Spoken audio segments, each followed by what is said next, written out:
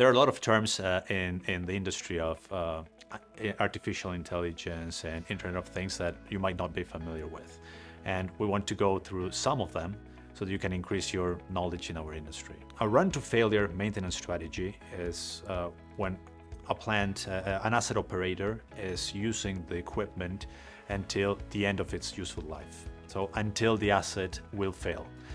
Normally, this type of strategy is used in companies where the cost of downtime is extremely low and they can cope with those costs just by having redundancies in the equipment that they're using. Scheduled maintenance is when an asset operator is performing the maintenance on the equipment according to the amount of hours that the equipment has been running. And eventually they would make the replacement of specific components of, for example, a motor. And what the customer is missing out here is that a component that could be replaced after 10,000 hours might actually have been able to run for additional 2,000 hours. So this is a cost that the scheduled maintenance has when it's being executed by our customers. Now, predictive maintenance is when the maintenance is scheduled on a component of the equipment when it is needed to.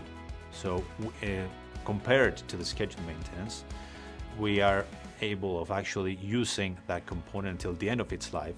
But remote condition monitoring is when a solution is able to provide the actual health status of an asset, of an equipment.